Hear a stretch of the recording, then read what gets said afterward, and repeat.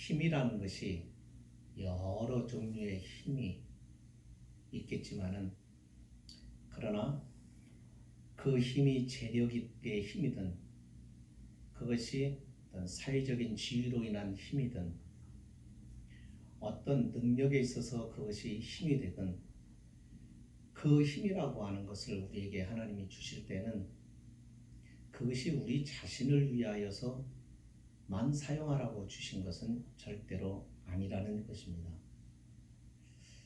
하나님이 그 힘을 주실 때에는 그것을 통하여 우리들에게 무엇을 이루라고, 무엇인가를 그것을 통하여 하라고 하나님의 뜻하신 바가 계셔서 우리에게 그 힘을 주신 것이죠. 믿지 않는 사람의 경우에는 그 힘이 자기의 노력이나 어떤 자신의 열심을 통해서 자기가 만들어낸 것이라고 믿습니다. 그래서 그 힘을 자기만을 위해서 사용을 하죠. 그렇기 때문에 그 힘을 가지고 자기를 위하여 힘을 다 사용하다 보니까 다른 사람을 위해서, 다른 사람을 어떤 섬김을 위해서 사용하지 않고 자기를 위하여 사용하다 보니까 오히려 우리의 이웃들에게 그 힘이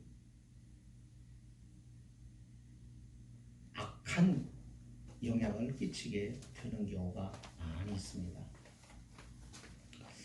동물들에게도 힘이 있는 사자가 있고, 그 힘을 가지고 사자들은 자기의 필요한 것들을 얻습니다. 그러니까 동물들은 자신의 가지고 있는 그 힘으로 힘 없는 것들을 잡아먹고 자신을 유익하게 만드는 것이지만, 사람에게 하나님께서 주시는 이 힘이라고 하는 것은 사실은 그걸 가지고 자기를 위해서 동물의 세계와 같이 그렇게 사용하라고 주신 것이 절대로 아닌데, 사람들은 그렇게 잘못 사용하고 있는 것입니다. 그게 왜냐하면 인간이 죄로 인하여 바로 하나님이 주신 바른 뜻을 이해하지 못하기 때문이죠. 지식을 주신 것은 지식을 통하여 난체하라고 한 것이 아니라 배움이 없는 사람, 그래서 배움의 지식이 약한 사람들이 힘들어하는 것들을 도와주고 그들을 섬기라고 주셨다는 것, 이것이 기독교의 정신인 청지기의 정신에서 우리는 찾아볼 수 있습니다. 어른들도 마찬가지입니다. 어른에게 있어서 아이는 보살피고 지켜주고 챙겨줘야 되는 책임이 따르죠. 가정에서 우리가 아이들을 키울 때 아이들만큼 손이 많이 가는 경우는 없습니다. 교회에서도 이게 주일학교 아이들 가운데서 특별히 나이가 어린 아이일수록 데리고 캠핑을 가게 되면, 캠핑 가서 또 거기서 가서 수련회를 하고 할 때 선생님들이 그 아이들을 하나하나 챙기려고 할 때 하나에서부터 10가지를 다 챙겨줘야만 하니까 저학년으로 갈수록 어린 아이일수록 더 많이 손이 갔기 때문에 선생님들이 많이 피곤합니다.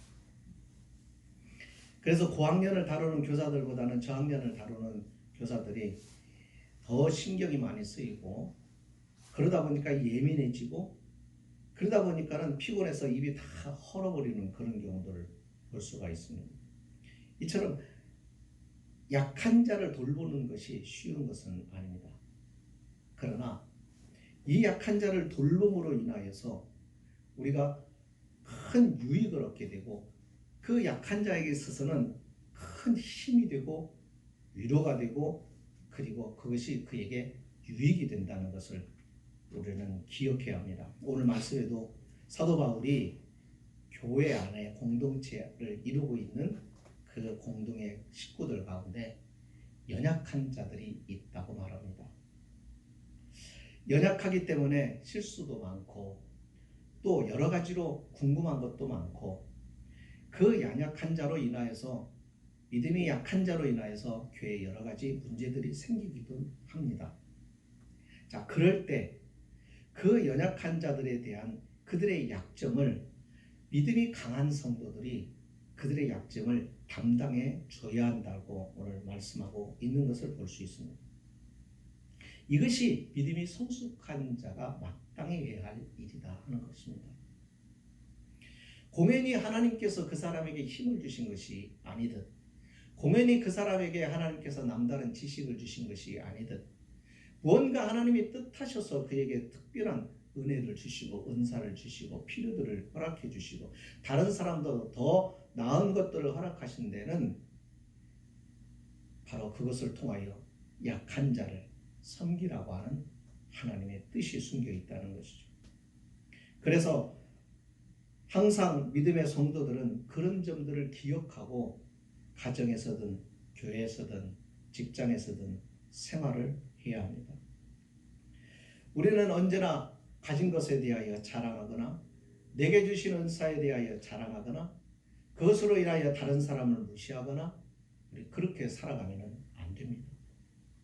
늘 그것으로 인하여 책임이 있다는 것을 느끼고 살아가야 되고 그 책임을 내가 다하는 것이 바로 연약한 자들에게 그리고 우리의 이웃들에게 그것이 선이 되고 그것이 덕이 될 수 있어야 한다는 것이죠. 하나님은 그렇게 하라고 우리에게 이와 같은 다양한 은사도 주셨을 뿐만 아니라 남이 갖지 못하는 특별한 것을 우리에게 주시기도 하신다는 것입니다. 동물들은 가지고 있는 자기의 것으로 자신을 유익하게만 한다고 말씀을 드렸습니다. 사람에게는 사람이 그런 식으로 살아가게 된다면 동물의 세계와는 다를 게 없습니다.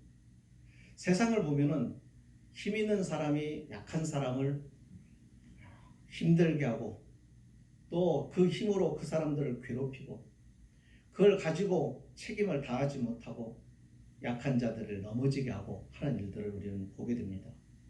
요즘에 뉴스를 보면은 많은 아이들이 희생을 당합니다.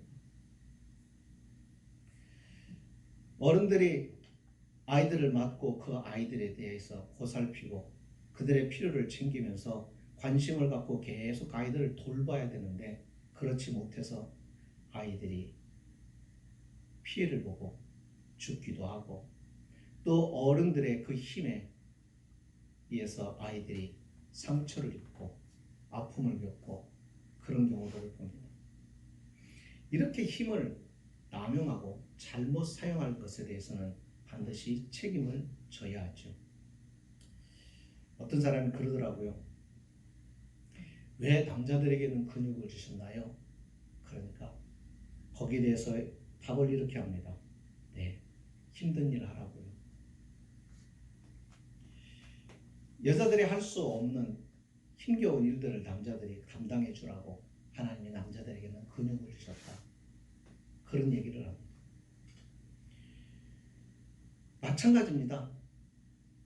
그래서 항상 내게 다른 사람이 가지고 있지 않은 것이 내게 있다고 한다면 우리는 그것을 가지고 생각을 해야 되죠.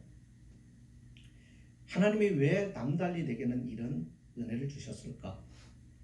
왜 다른 사람에게 주시지 않고 내게 이 특별한 능력을 주셨을까?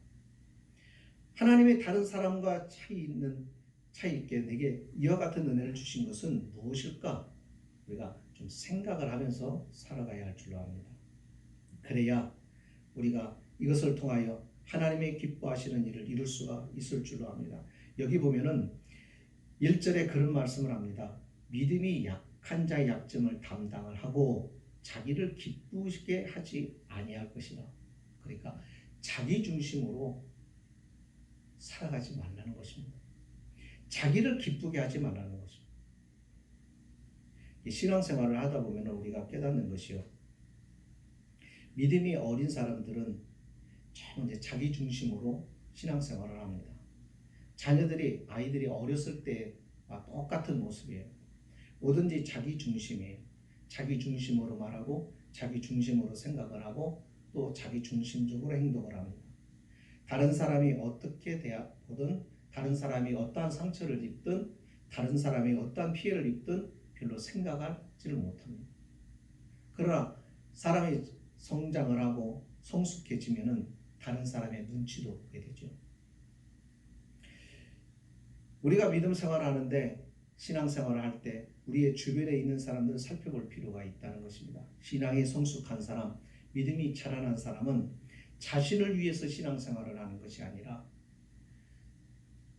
믿음이 연약한 자들을 바라보며 믿음이 연약한 자들에게 어떠한 것이 미쳐질까, 어떠한 영향이 미쳐질까, 나의 말이나 나의 행동이나 또 나의 여러 가지 내가 자유롭게 움직이고 활동하는 것들로 인하여 어떠한 영향을 미치게 될까를 생각하지 않을 수가 없는 것입니다.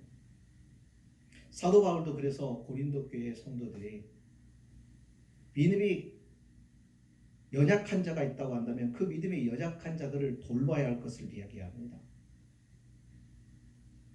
고린도 교회에 고기를 먹느냐 먹지 말아야 되느냐 하는 문제로 다툼이 일어났을 때 고기를 먹고 안 먹는 것이 중요한 것이 아니다. 그것보다 더 중요한 것은 그것을 먹을 자유가 내게 있고 먹을 자유가 있으므로 내가 마음껏 그것을 먹을 수 있다 한들 그것으로 인하여 만약에 믿음이 약한 자가 그것 때문에 실족에 빠지는 일이 있다고 한다면 차라리 나는 먹지 않겠다라고 바울이 말합니다.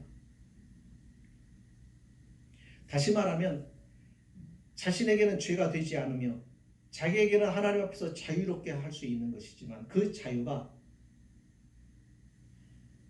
믿음이 약한 성도들에게 그걸 통하여 믿음에서 떨어져 나가고 신앙에서 떨어져 나가고 하나님 나라로부터 떨어져 나간다고 한다면 나는 내가 할 수 있는 이 자유함도 자신은 포기하겠다라고 선언을 하죠. 그것이 믿음이 성숙한 사람이요. 그것이 바로 어른의 모습이라는 것입니다. 신앙생활은 혼자 하는 것은 아닙니다. 같이 합니다.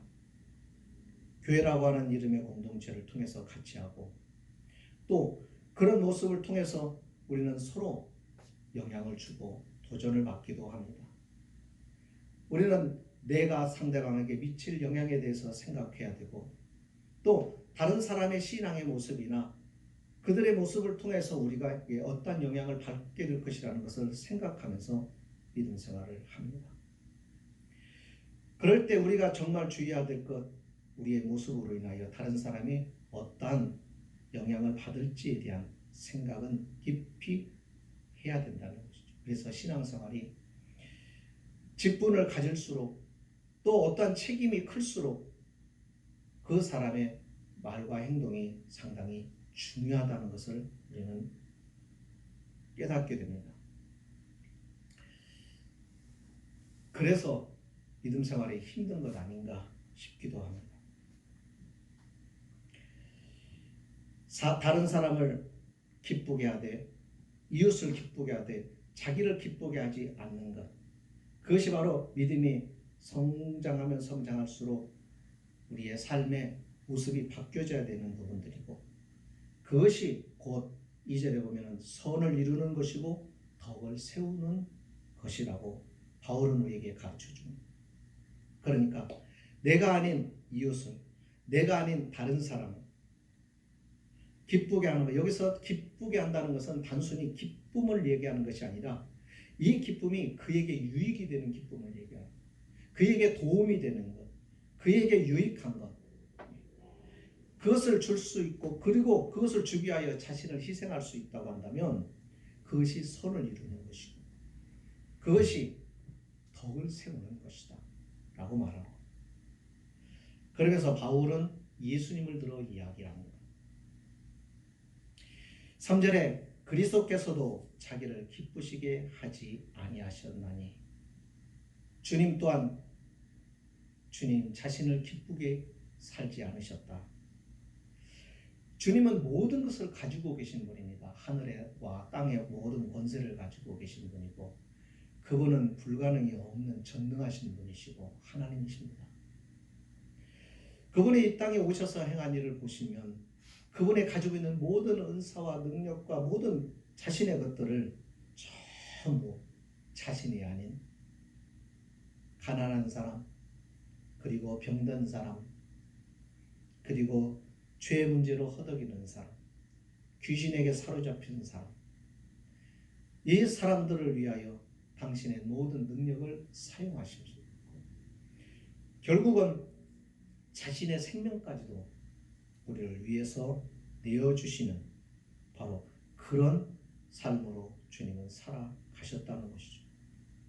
그래서 주님을 따라가는 자 마땅히, 주님에 통하여 신앙을 배우는 자는 마땅히 이와 같이 우리 또한 주님처럼 자기를 기쁘게 하지 않고 살아가는 것. 믿음이 연약한 자들, 그들을 위하여 섬기며 살아가는 것, 그것이 오늘 우리가 신앙생활에서 중요하게 생각해야 될 부분이라는 것입니다.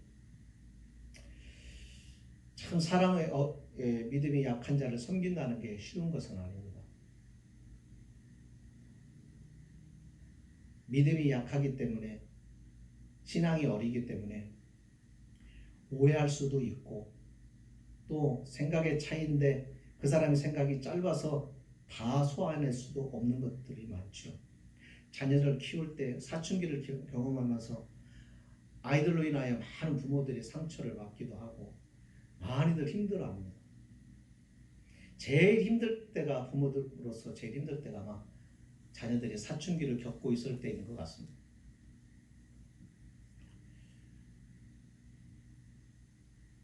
이렇게 보면은 아이들이 공부할 때인데 공부를 하지를 않고 자꾸 친구들과 어울리고, 또 그 친구들하고 하지 말아야 될 것도 담배도 가끔씩 배우는 것 같고 술 먹는 것도 하는 것 같고, 그러면 그 자식이 어떻게 잘못될까 하는 마음에 부모들이 노심초사하면서 그 아이들에게 온 힘을 쓰는 그런 경우들을 보죠.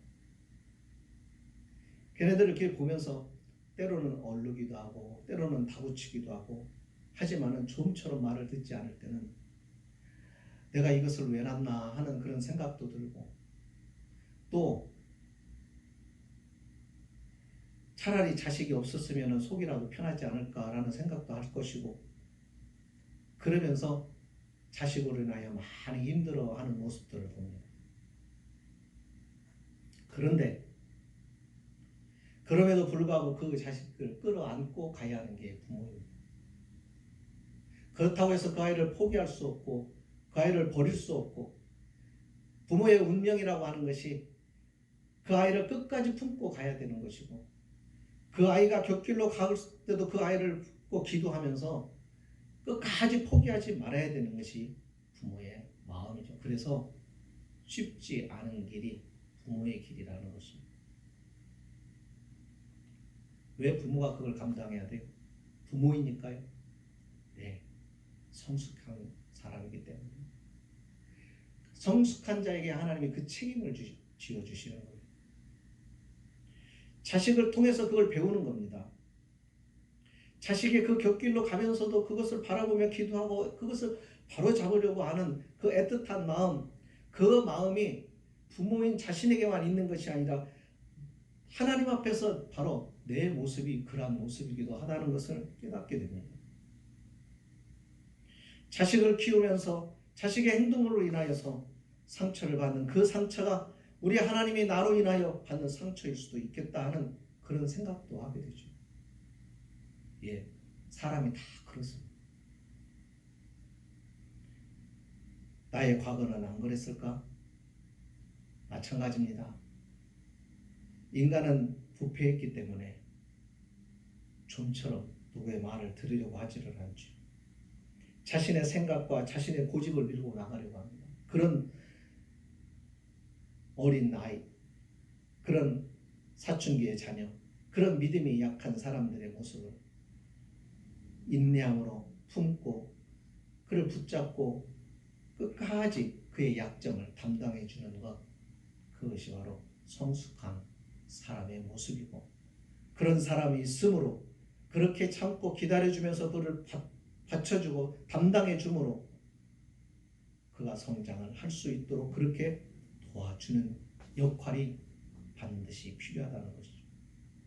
이것이 가정에서도 그렇듯이 교회 안에서도 필요한 것이고 직장에서도 사회에서도 이것은 꼭 필요한 것입니다. 그 몫을 믿음의 사람들이 감당해야 할 줄로 믿습니다. 주님께서 하셨던 것처럼 바로 우리가 그렇게 살아야 합니다. 우리는 죄인 줄 모르고 행했습니다. 우리는 이 길의 마지막이 멸망이라는 것을 모르고 열심히 걸어갑니다. 그런 우리에게 주님은 오셔서 말로 설득을 하지만 말의 설득을 듣지 않으니까 선지자들이 아닌 이제는 당신이 친히 오셔서 우리의 마음을 돌이키십니다. 그렇게 하신 방법이 뭐냐면 희생이었습니다. 자신을 십자가에 내주는 희생. 내가 너희를 이렇게 사랑한다. 내가 너를 이렇게 사랑한다. 내 생명을 다하기까지, 내 목숨을 다하기까지 내가 너를 사랑한다. 주님의 그 사랑의 십자가가 사람의 마음에, 강팍한 마음에 감동을 불러일으킵니다. 주님의 이 헌신과 사랑의 희생이 없었으면 어쩌면 우리는 주님을 또 하나님을 이렇게 사랑하고 하나님을 의지하고 믿는 자리에 없었을 것입니다. 주님의 그 희생으로 인하여 우리가 오늘 믿음을 지탱할 수 있고 지금도 여전히 주님은 우리를 위하여 강권하시며 기도하시며 늘 우리를 살피고 계시며 우리 편에서 우리의 약점을 담당하고 지금도 끊임없이 중보로 우리를 인도하고 계시는 그 주님의 헌신과 희생이 있기에 우리의 믿음이 유지되는 줄로 믿습니다. 그래서 주님의 행하신 것처럼 오늘 우리도 우리가 살고 있는 삶 속에서 공동체 안에서 특별히 가정 안에서 약한 자의 약점을 담당해 주는 자로 주님과 같은 모습으로 오늘 우리도 그 일을 행하면서 우리가 살아가야 한다는 것을 기억하고 이제부터는 나를 기쁘게 하는 삶의 차원에서 넘어서 이제는 이웃을 기쁘게 하는 삶으로 믿음의 약한 자를 기쁘게 하는 자의 삶으로 선을 이루며 덕을 세우며 주님처럼 살아가기로 오늘 다짐하며 그래서 하나님 앞에 귀하고 복된 자로 설 수 있기를 주님의 이름으로 축복합니다. 기도하십니다.